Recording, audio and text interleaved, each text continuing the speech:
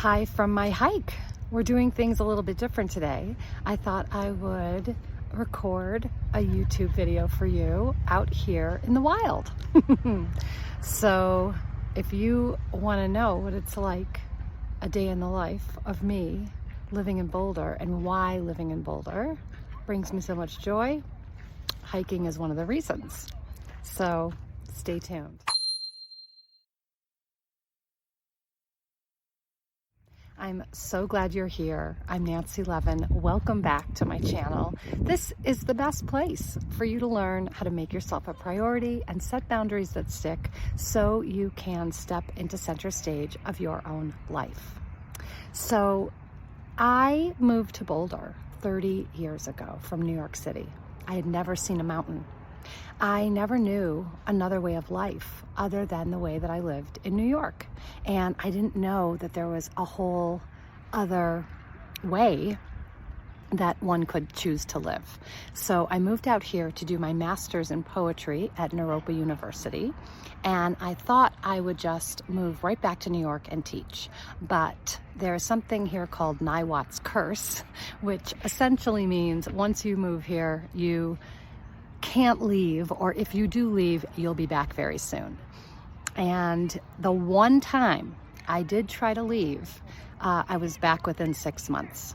So what I realized is when I got here, things were so different than any way of life I'd known before. And it was a real challenge at first to give myself permission to feel so free, to feel so at ease, because I had come from a really strong work ethic, and then coming out here to do my master's, I also had to be, studious and all that, but I also really learned how to embrace nature, how to have fun, how to bring the outside world into my everyday. And this has continued to be a life force for me. So all through my workaholism, all through my years of, perfectionism, and all through my years of, all of it, I have always gotten outside and gone for a hike. And what it allows me is time to really be with myself, be with my thoughts, be with my feelings, different from my morning meditation or journaling.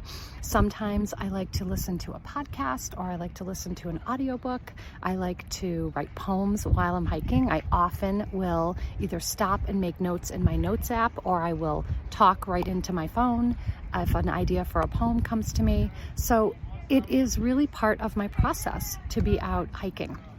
When I lived in San Francisco for 6 months, I moved out there, and it was great to live close to my sister, but it's really not my place. What I realized is I needed to be back where my priorities were being met by where I live. So what I know to be true is I need to live in a place with abundant sunshine, and Boulder has over 300 days of sunshine a year. I needed to live in a place where 10 minutes out my door, I would be on a mountain trail. And I also needed, and this sounds funny, but coming from a big city, it's a big deal. I wanted to be somewhere where UPS or FedEx could leave a package at my door. I know that those are funny things, but they're all true. And then another is that I needed to live somewhere that I did not have to get in my car every single day. And since I have often worked for myself, or even when I worked for Hay House, I was traveling so much, I've never really been one of those people who has had to get in my car every day. And where I live in Boulder, I can ride my bike or walk right downtown. So these are my priorities. This is what I need in order to live where I want to live. So my first question for you is, what are you settling for where you currently live?